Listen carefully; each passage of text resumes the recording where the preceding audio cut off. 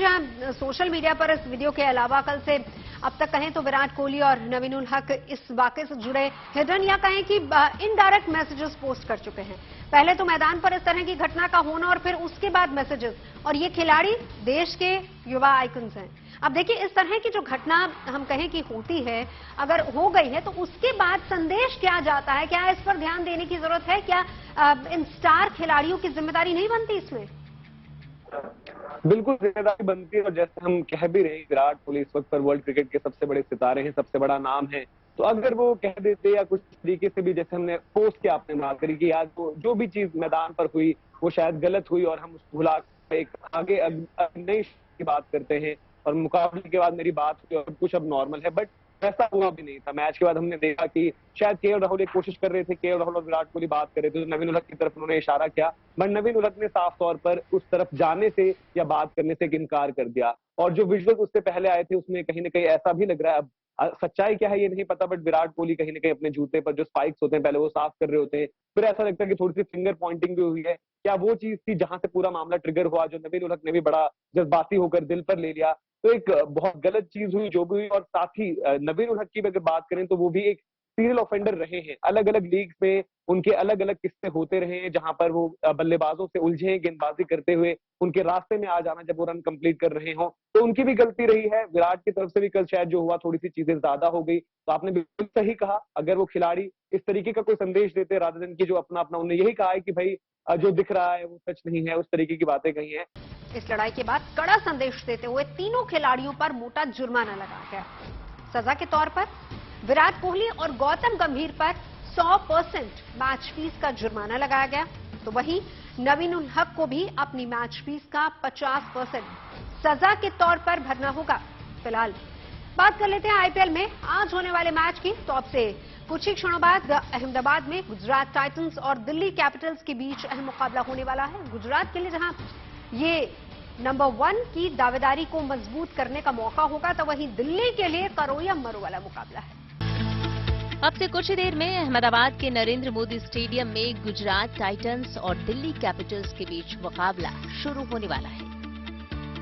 कमाल की बात यह है कि आज का मैच उन दो टीमों के बीच होने जा रहा है जो इस वक्त पॉइंट्स टेबल के दो अलग अलग एंड्स पर मौजूद हैं। गुजरात 12 अंकों के साथ पॉइंट्स टेबल के टॉप पर है, वहीं दिल्ली 6 हार के बाद फिलहाल टेबल के बॉटम पर है। गुजरात को फिर से प्लेऑफ में पहुंचने के लिए महज 2 जीत चाहिए, वहीं दिल्ली को इस स्टेज से प्लेऑफ में पहुंचने के लिए सभी मुकाबले जीतने होंगे। यानी दिल्ली के लिए ये करो या मरो का मुकाबला है। यहां से उठाया एक भी गलत कदम टूर्नामेंट में टीम दिल्ली का भविष्य तय कर देगा।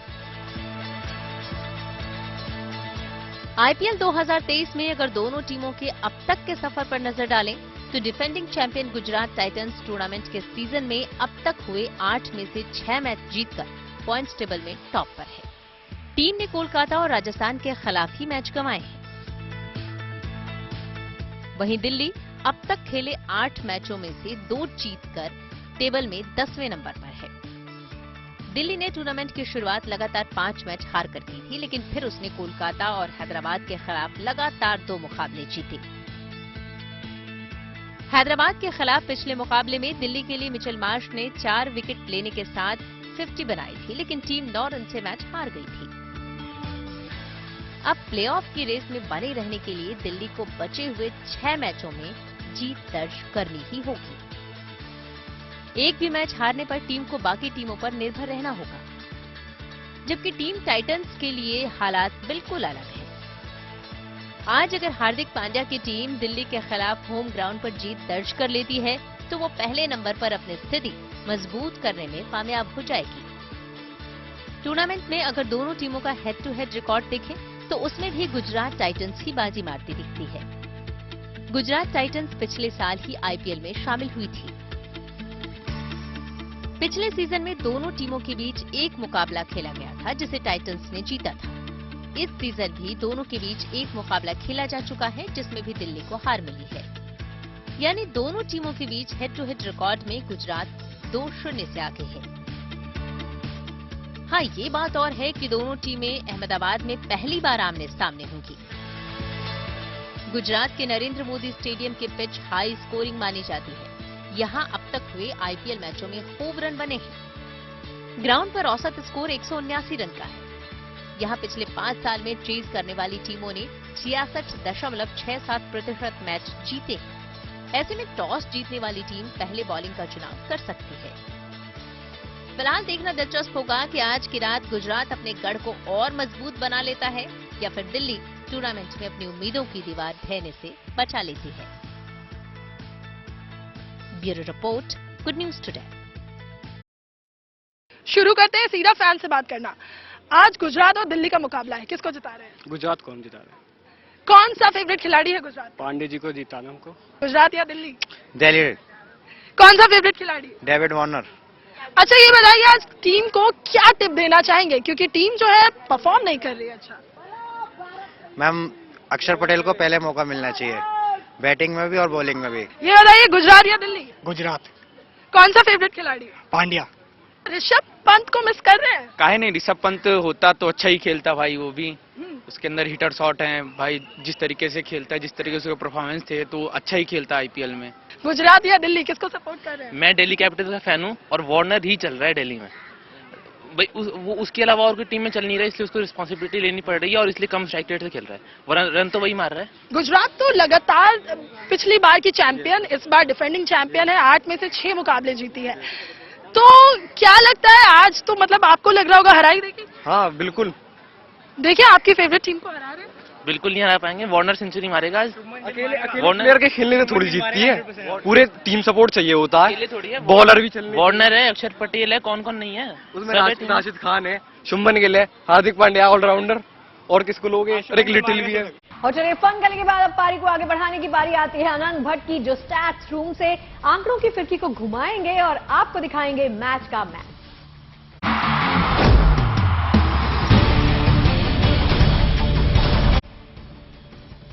तो स्टैट्स रूम में आंकड़ों की किताब खोलते हैं। सबसे पहले कल के मैच की रिपोर्ट आपको दिखाते हैं। कल मैच के बाद मैदान के बाहर तो घमासान आपने देख लिया कार्यक्रम की शुरुआत में, लेकिन अब बात कर लेते हैं मैदान के अंदर के घमासान की। कल मुकाबला किसके बीच था?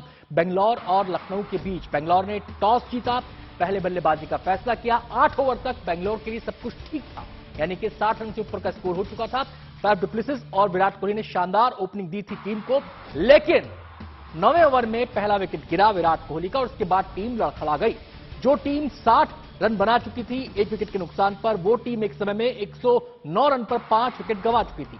स्कोर कार्ड आपके सामने है। फैफ डु प्लेसिस ने 44 रन बनाए, विराट कोहली ने 31 रन बनाए और टोटल पहुंचाया 126 तक 9 विकेट के नुकसान पर। जहां तक बात है लखनऊ की गेंदबाजी की, तो उसका स्कोर कार्ड आपके सामने है। नवीन उल हक 3 विकेट उन्होंने हासिल किए, 30 रन खर्च किए। वहीं रवि बिश्नोई दूसरे कामयाब गेंदबाज रहे लखनऊ के, 2 विकेट लिए, 21 रन दिए। लेकिन इस छोटे स्कोर का पीछा करने उतरी लखनऊ शुरुआत से ही लड़खड़ा गई।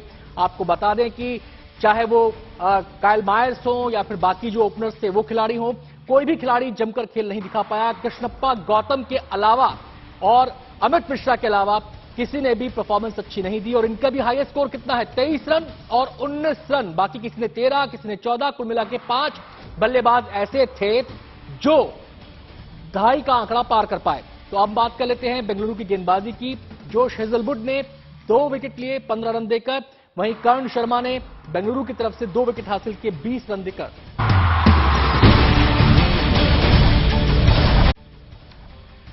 तो मैच रिपोर्ट आपने देख लिया, कैप रिपोर्ट आपको दिखाते हैं। मतलब ऑरेंज कैप और पर्पल कैप की रेस में कौन कहां खड़ा है। सबसे पहले बात बल्लेबाजों की। सबसे ऊपर नाम किसका है बाहुबली बैटर में? ऑरेंज कैप के दावेदारों में Faf du Plessis, 9 match 466 run. अगला नंबर किसका है दिखाते हैं आपको। 2 नंबर पर है यशस्वी जायसवाल, राजस्थान का खिलाड़ी।